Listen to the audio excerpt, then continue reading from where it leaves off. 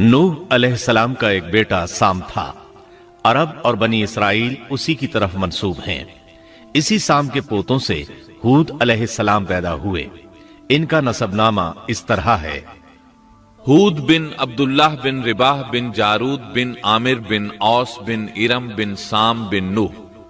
हूद अलैहिस्सलाम की कौम को कौम आद और कौम इरम भी कहा जाता है, क्योंकि आद और इरम हूद अलैहिस्सलाम के अजदाद थे। कौम हूद अहकाफ नामी एक बस्ती में आबाद थी, और ये बस्ती उमान और हजरा मौत के दरमियान रेत के टीलों वाले इलाके में थी। अरबी में अहकाफ रेत के टीलों को कहते हैं। ये इलाका समुंदर के किनारे वाक़े था और शहुर के नाम से पुकारा जाता था। कुरान मजीद में सूरतुल अहकाफ आयत 21 में अल्लाह ताला ने उन्हें उनकी बस्ती की तरफ मंसूब करते हुए मुखातिब किया है। और आद के भाई को याद करो जबकि उसने अपनी कौम को अहकाफ में डराया। कौम आद के लोग अपनी रिहाइश के लिए खैमे पसंद करते थे। उनके खैमे बहुत मजबूत और पुख्ता होते थे। ये लोग उनको बड़ी महारत से बनाते थे, फिर उन पर फख्र करते थे। अल्लाह ताला सूरतुल फज्र आयत 6 ता 8 में फरमाते हैं, क्या आपने नहीं देखा कि आपके रब ने आद के साथ क्या किया, जो नस्ल इरम से थे, सुतूनों वाले थे, जिनके मानंद कोई कौम दुनिया के मुमालिक में पैदा नहीं की गई। अल्लाह ताला ने उनकी कारीगरी और फन की एक मिसाल दी है कि वो ऐसे खैमों में आबाद थे जिनके सतून बहुत मजबूत थे, ताकतवर थे। उन लोगों ने शहरों और बस्तियों को ऐसी कारीगरी से बनाया कि उनके मुतालिक अजीब और गरीब रिवायात मशहूर हो गईं। ये नर्म जमीन में खैमे बनाते थे, इसके साथ पहाड़ों में महल भी बनाते थे। हालांकि रिहाइश के लिए जमीन पर खैमे मौजूद थे। गोया बेकार दौलत और वक्त बर्बाद करते, फिर उस पर फख्र करते। शहरों में जो रास्ते और सड़कें थीं वो बहुत चौड़ी थीं। इन जैसे तवील और कवी लोग बाद में पैदा नहीं हुए। कारीगरी और फनकारी में ये लोग इस मकाम तक पहुंचे कि फिर कोई न पहुंच सका। ये लोग अरब थे और अरबी में बातचीत करते थे। हूद अलैहिस्सलाम भी अरबी थे। इस्माईल अलैहिस्सलाम से पहले के अरब बाशिंदे अरब आरिबा कहलाते हैं। इनके मशहूर कबाइल ये हैं: आद, समूद, जुरहुम, अमीम, कहतान और मदियन वगैरह। इब्राहीम अलैहिस्सलाम की औलाद में इस्माईल अलैहिस्सलाम के बाद आने वाले लोग अरब मुस्तारिबा कहलाते हैं। इस्माईल अलैहिस्सलाम अरबी नहीं थे, कनानी थे। जब इब्राहीम अलैहिस्सलाम इस्माईल अलैहिस्सलाम को मक्का मुअज़्ज़मा में छोड़ आए और इस्माईल अलैहिस्सलाम ने अरबों से मेल जोल कायम किया तो उनसे अरबी सीख ली और इसमें बहुत महारत पैदा कर ली, यहां तक कि आपको अरब का फसीह कहा जाने लगा। अहले अरब में फसाहत व बलागत आप ही से आई। रसूलुल्लाह सल्लल्लाहु अलैहि वसल्लम भी इसी अंदाज में फसीह व बलीग अरबी में बात करते थे। तूफान नूह के बाद जब दोबारा लोगों को पैदा किया गया तो वो एक मर्तबा फिर इन बस्तियों में रहने के लिए चले गए जहां नूह अलैहिस्सलाम रहा करते थे। नूह अलैहिस्सलाम शाम के शिमाल और तुर्की के जुनूबी इलाकों में रहा करते थे। लोग यहाँ आबाद हो गए। फिर यहाँ से कुछ लोग फिलिस्तीन और शाम की तरफ हिजरत कर गए और कुछ लोग जजीरे की तरफ हिजरत कर गए और कौम आद जजीरे के जुनूब में आकर आबाद हो गई। उस वक्त तमाम लोग तौहीद पर थे। तूफान के साथ जब जमीन पामाल हो गई तो उस पर सिवाय नूह अलैहिस्सलाम की औलाद के और कोई जिंदा न रहा। ये लोग तौहीद परस्त थे, लेकिन वक्त के साथ साथ कौम आद आबाद हुई और शैतान ने उनके दिलों में वसवसा डाला। इस तरह वो शैतान की इबादत करने लगे। चुनाचे कौम नूह के बाद सबसे पहले जिस कौम ने बुत परस्ती इख्तियार की वो कौम आद थी। इस कौम को अल्लाह ताला ने बहुत डील डॉल दिया था। वो बहुत ताकतवर कौम थी। मुफस्सिरीन बयान करते हैं कि उनके जिस्म बहुत मजबूत और ठोस थे, कद बहुत लंबे थे। आदम अलैहिस्सलाम का कद 60 हाथ था। इस कौम का कद भी करीबन इतना ही था।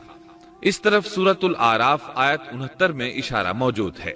अल्लाह ताला फरमाते हैं, और तुम वो हालत याद करो जब अल्लाह ने तुम्हें कौम नूह के बाद जानशीं बनाया और डील डॉल में तुम्हें ज्यादा फैलाव दिया, सो तुम अल्लाह की नेमतों को ज्यादा याद करो ताकि तुम फलाह पा जाओ।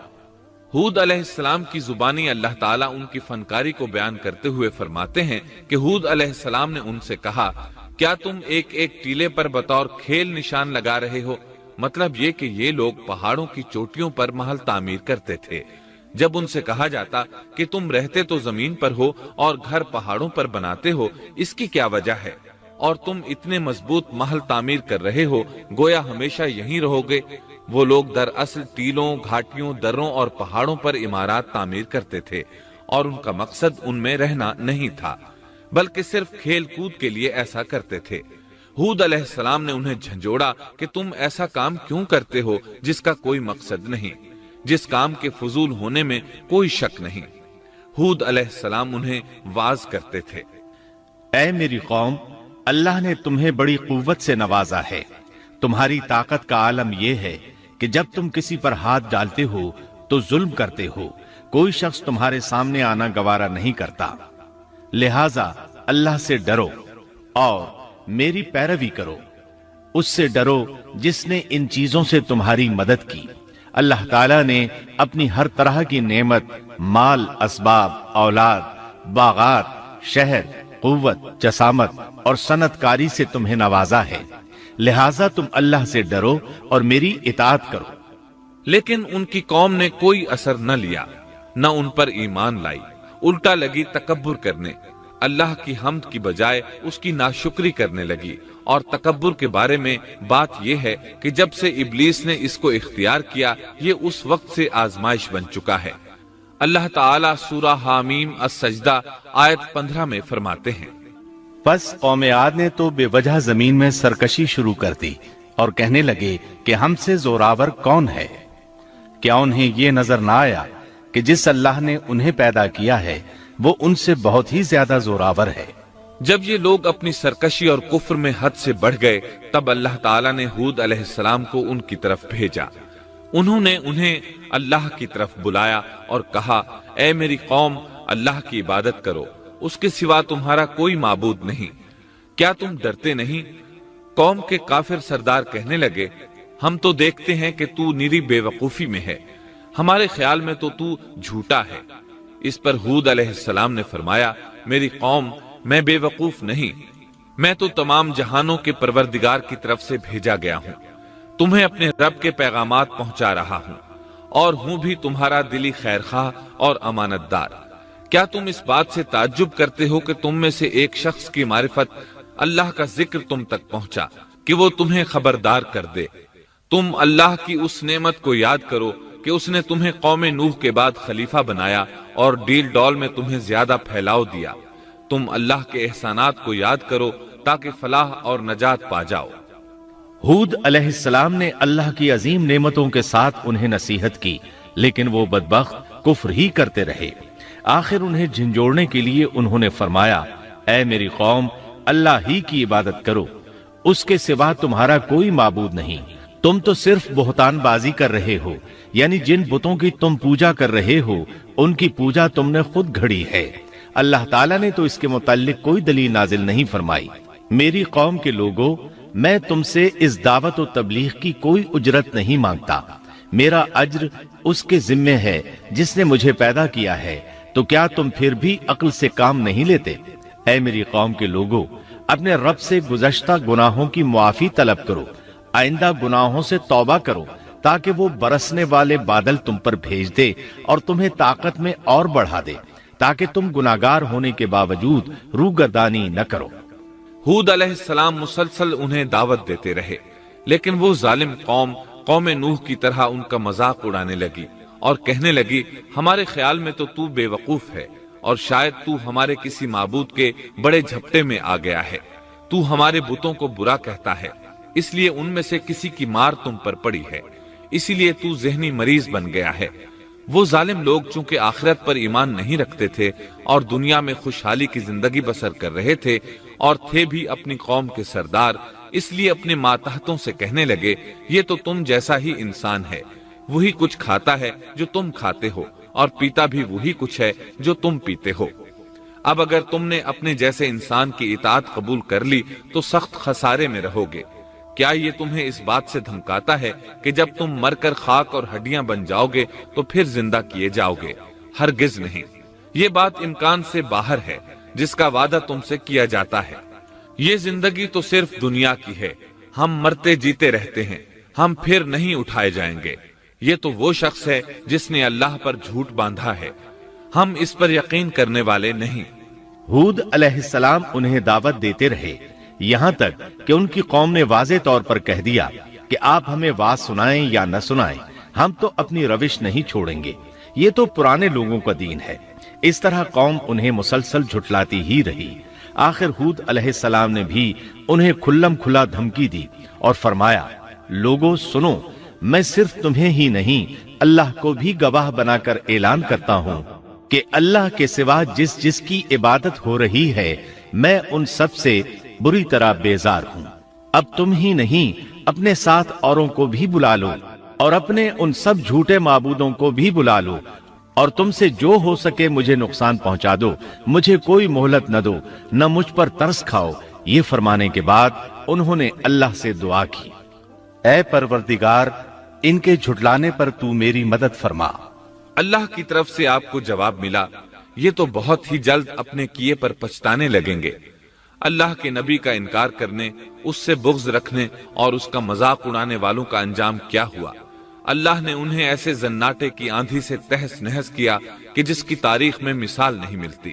اللہ نے ان سے بارش روک لی، اس سے خشک سالی کی کیفیت پیدا ہو گئی، درخت اور پھل ختم ہو گئے، وہ لوگ بارش کی خواہش کرنے لگے۔ اسی حالت میں ایک دن اللہ نے انہیں عذاب دینے کا ارادہ فرمایا۔ انہوں نے دیکھا ایک سیاہ بادل ان کی طرف بڑھ رہا ہے، خوشی سے اچھلنے لگے، کہنے لگے یہ بادل ہم پر برسنے والا ہے، جبکہ ان کا خیال غلط تھا۔ دراصل ابر کی صورت میں یہ وہ قہر الہی تھا جس کے آنے کی وہ جلدی مچا رہے تھے۔ وہ عذاب ان کی بستیوں کی تمام چیزوں، پھلوں، خیموں، درختوں کو تہس نہس کرتا ہوا آیا۔ اسے اللہ کا یہی حکم تھا۔ آندھی اس قدر زبردست تھی کہ پہاڑوں پر ان کے تعمیر کردہ محلوں تک کو اڑا لے گئی۔ مجرموں کا یہی بدلہ ہے۔ اللہ تعالیٰ سورۃ الزاریات آیت 41 اور 42 میں فرماتے ہیں، اسی طرح عادیوں میں بھی ہماری طرف سے تنبیہ ہے، جبکہ ہم نے ان پر خیر و برکت سے خالی آندھی بھیجی، وہ جس چیز پر گرتی تھی اسے بوسیدہ ہڈی کی طرح چورا چورا کر دیتی تھی۔ اس آندھی نے ہر چیز کو فنا کر کے رکھ دیا۔ اللہ تعالیٰ ان کی تباہی ایک جگہ ان الفاظ میں بیان کرتے ہیں، قوم عاد نے بھی جھٹلایا، پس کیسا ہوا میرا عذاب اور میری ڈرانے والی باتیں۔ ہم نے ان پر تیز و تند مسلسل چلنے والی ہوا ایک لگاتار منحوس دن میں بھیج دی، جو لوگوں کو اٹھا اٹھا کر دے پٹکتی تھی، گویا کہ وہ جڑ سے کٹے ہوئے کھجور کے تنے ہیں۔ پس کیسی رہی میری سزا اور میرا ڈرانا۔ یقیناً ہم نے قرآن کو نصیحت کے لیے آسان کر دیا ہے، پس کیا ہے کوئی نصیحت پکڑنے والا؟ ایک تیسرے مقام پر اللہ نے ان کی ذلت اور رسوائی کا ذکر یوں کیا ہے، قوم عاد بے حد تند اور تیز ہوا سے غارت کر دی گئی۔ وہ ہوا ان پر برابر لگاتار 7 رات اور 8 دن تک اللہ کے حکم سے چلتی رہی۔ آپ وہاں ہوتے تو دیکھتے کہ وہاں لوگ یوں چاروں شانوں چت گرے پڑے ہیں جیسے وہ کھجوروں کے کھوکھلے تنے ہوں۔ کیا ان میں سے کوئی بھی آپ کو باقی نظر آ رہا ہے؟ ہود علیہ السلام کو اللہ تعالیٰ نے اپنی رحمت سے نجات دی۔ باقی تمام جگہوں پر تباہی تھی، لیکن جس جگہ ہود علیہ السلام اور ان کے ساتھی تھے اس طرف یہ ہوا پھٹکی بھی نہیں۔ کہا جاتا ہے کہ ایک باڑ تھی جس میں ہود علیہ السلام، حیوانات، چوپائے اور ان پر ایمان لانے والے تھے، اور آندھی نے ہر چیز کو فنا کر ڈالا۔ اللہ تعالیٰ سورہ آراف آیت 72 میں فرماتے ہیں، غرض ہم نے انہیں اور ان کے ساتھیوں کو اپنی رحمت سے بچا لیا اور ان لوگوں کی جڑ کاٹ دی جنہوں نے ہماری آیتوں کو جھٹلایا تھا اور وہ ایمان لانے والے نہ تھے۔ اسی طرح سورہ ہود میں اللہ فرماتے ہیں، جب ہمارا حکم آ پہنچا تو ہم نے ہود کو اور ان کے ساتھیوں کو اپنی خاص رحمت سے نجات دی۔ ہم نے ان سب کو سخت عذاب سے صاف بچا لیا۔ یہ تھے قوم عاد کے لوگ جنہوں نے اپنے رب کی آیتوں کا انکار کیا اور اس کے رسولوں کی نافرمانی کی، اور ہر ایک سرکش نافرمان کے حکم کو مانا۔ دنیا میں بھی ان پر لعنت لگا دی گئی اور قیامت کے دن بھی۔ دیکھ لو قوم عاد نے اپنے رب سے کفر کیا، ہود کی قوم عاد پر لعنت ہو۔ اس طرح قوم عاد تباہ ہو گئی۔ ان کے بعد مومنوں نے ان کے باقی بچ جانے والے مکانات پر قبضہ کر لیا اور وہاں رہنے لگے۔ پھر ہود علیہ السلام نے حضرہ موت میں وفات پائی۔